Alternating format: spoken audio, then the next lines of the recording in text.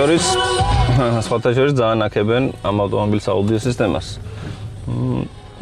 არ ამგონია ხა შეედაროს თქვათ ისევ და ისევ Mercedes და BMW-ს, მაგრამ რადიოს დონეზე კარგია ხა. მე არ ვიცი როგორი იქნება უკვე თქვათ დისკი. დისკი დარწმუნებული ვარ, ბევრად უკეთესი იქნება. ხმას გულისხმობ და ახლა გეტყვით კოლოფზე. კოლოფი არის 5 სიჩქარიანი ავტომატი და ტაჩაზე განთავსებული ბერკეტით შეგვიძლია ვამუშაოთ მექანიკურ რეჟიმში.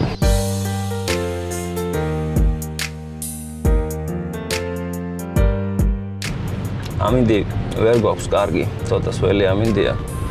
მაგრამ აქვე მე ხაზი მინდა გაუსვა ამ ავტომობილის სიჩუმეს.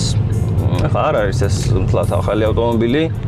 ფასადს გეტყვით რომ დაახლოებით 12-13 დოლარის ფარგლებში შეგიძლიათ ეს ავტომობილი შეიძინოთ Global Motors-ში და ჩუმია ეს ავტომობილი. ეს მომწონს. ეს კარგი აქვს ნამდვილად. და საჭე აქვს როგორი რბილი. ესე იგი, ვისაც ყავთ ნატარები Toyota Camry, ძალიან ახლოსაა სხვათა შორის. მე მინახავს ტესტები, რომელშიც ადარებენ. გეტყვით, რომ მისი პირდაპირი კონკურენტი, რა თქმა უნდა, არის Hyundai Sonata. ეს ორი კორეული ავტომობილი, რა თქმა უნდა, ერთმანეთს ყოველთვის ეჯიბრება. რა ვიცი, ხა რომელმა აჯობა, ეს უკვე, რა ვიცი, გემოვნების ამბავია. მე აქ არ დავიწყებ, რომ თქვათ 6 თვით ადრე შეიძლება ერთი გაფუჭდეს, 6 თვით გვიან უფრო მეტი გაძლოს, თქვათ Kia-ს ან Hyundai-ს სავალმა ნაწილმა. აქ არის ყველაფერი უკვე კომფორტზე, ძრავებზე. მე რაც ამოვიკითხე, მინდა გითხრათ, რომ ფაქტიურად ტესტებს უძლებს ერთნაირად.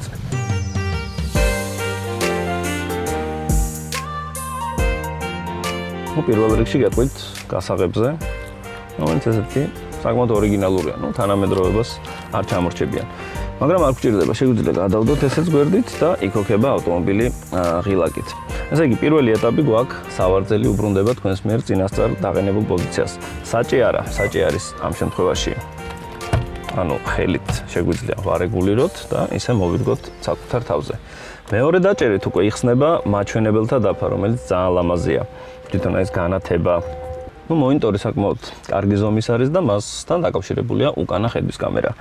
როდესაც ჩვენ გადავრთავთ უკანა სვლაში. და აქვე გეტყვით სიჩქარის ბერკეტზე. რა ვიცი, რაღაც საკმაოდ ორიგინალურია, ლამაზია. მე მომწონს. სათავსოებზეც გეტყვით, ორი ჭიქის ჩასაწყობი. ესეთი ხელის დასადები. ეს ტყავის არის, საკმაოდ ღრმა არის, მინდა გითხრათ და ეს ორად არის გაყოფილი. გვაქვს აგრეთვე ხელთათმანების ყუთი.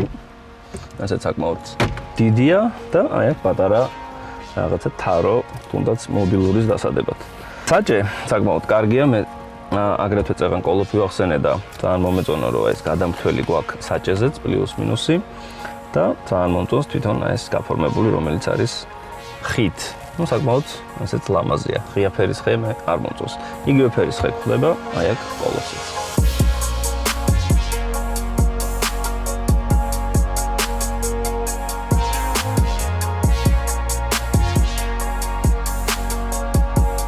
საჭეს მინდა რაღაც შევეგუა. ძალიან კარგია. არ ვიცი, ახლა ხედავთ თუ არა, ეს ფრთები ძალიან ახლოს არის მაჩვენებელთა დაფასთან. თუ თქვენ ფრთების გადართვა მოინდომებთ, რაღაც შეიძლება ხელი მოგიხვდეს. ცოტა ეს ცალკე უნდა იყოს, მაგრამ ოდესაც ჩვენ საჭეს ვამოძრავებთ, ისინიც დაყვება. ასე რომ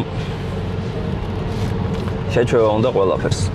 ძალიან ბევრი ღილაკი გვაქვს გამოტანილი საჭეზე და აქვე მინდა ხაზი გაუსვა, რომ ეს მონიტორი, რომელიც ძალიან დიდი არ არის და არის touch screen-ი, შეხებაზე რეაგირებს.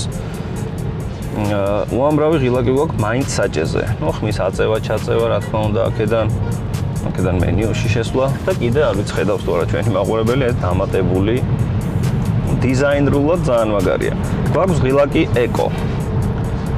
ეს უკვე თანამედროვე მანქანებში ძალიან ხშირად გვხვდება. ეს არის ეკოლოგია, ეს არის საწვავის ეკონომია და თქვენ უკვე შეგიძლიათ იყოთ შვიდად.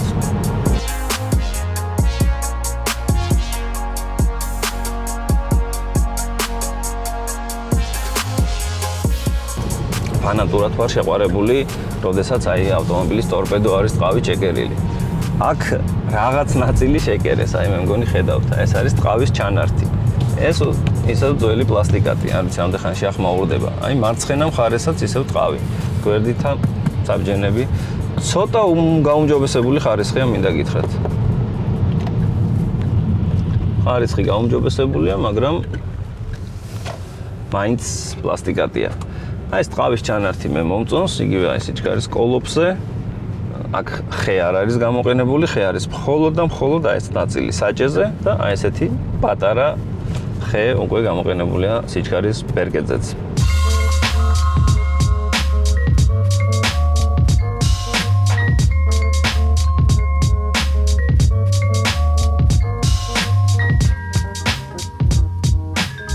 ახლა ვნახოთ Kia Optima-ს საბარგული. ნუ ესეც იღება რა თქმა უნდა ღილაკით, ოღონდ არ იღება მთლიანად. აქვე მინდა გითხრათ, წეგან ვახსენე მე უკანა ხედვის კამერა, რომელიც საკმაოდ პრაქტიკულია.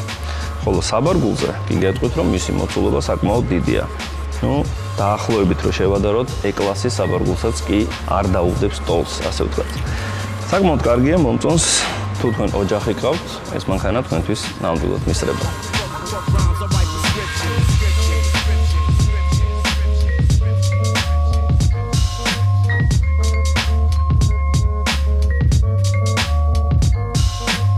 ნუ უკანა სავარძელს რაც შეეხება, გეტყვით, რომ პირველ რიგში არის საკმაოდ დიდი ადგილი. გვაქვს აგრეთვე უკანა სავარძლის გათბობაც, ნუ რაც ზამთარში ალბათ ძალიან კარგი იქნება. აი ესეთი ხელის დასადები ორი ჭიქის ჩასადებით. და ლუკი, რომელსაც პანორამულ ხედვას ეძახიან, უკანა მგზავრისთვისაც იზრუნეს. ახლა ხვდები თუ რატო ყიდულობენ ამ მანქანას, ნუ თუნდაც ბიზნესმენები ან მთავრობის წევრები. ალბათ იმდენად კომფორტის გამო, ალბათ არა, ალბათ მისაღები ფასის გამო. ნუ რამდენად გამძლე იქნება ეს მანქანა უკვე პრაქტიკაში გამოჩნდება.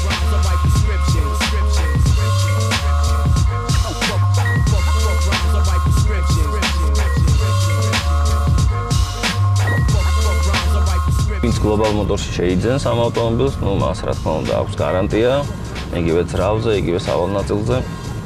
საკმაოდ კარგია. ერთადერთი რაც დღეს არ მომწონს, არის ამინდი. ამინდი არ მომწონს, დანარჩენი ყველაფერი კარგია. აი მოსახვევში შესვლაც კარგია. დგომით დგას. ავტომობილი წინა წამყვანი. ცოტა სალონზე რო მეტი ეზრუნათ, ნუ ამბობ და რა თქმა უნდა ეს ფასს გაზრდიდა და ამიტომაც Kia-ში გადაწყვიტეს რომ ეს ყველაფერი არ გააკეთებინათ, ამაზე ეკონომია გააკეთეს. მე სამაგიეროდ ძალიან მომწონს სავარძლები, ცოტა კი ზურგის რეალებს, მაგრამ მაინც კარგია. და აქვე მინდა გითხრათ, რომ გვაქვს როგორც სავარძლების გაგრილება, ასევე სავარძლების გათბობა.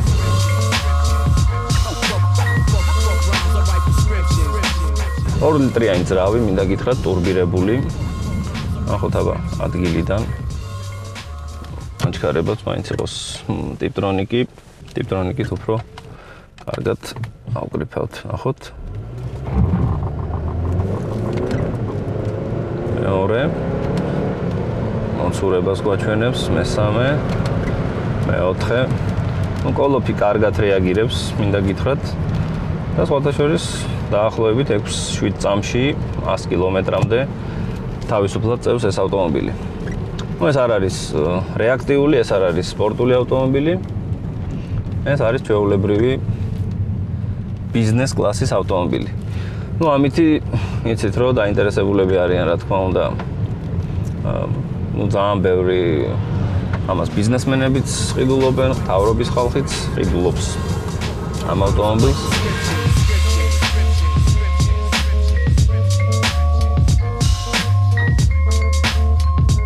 ძრავი გითხარით, ნუ 2 ლიტრიანი ტურბირებული ძრავი, ვისაც გაინტერესებთ ცხენის ძალებით, მინდა გითხრათ, რომ ეს დაახლოებით 280 ცხენის ძალამდე აქვს ამ ავტომობილს.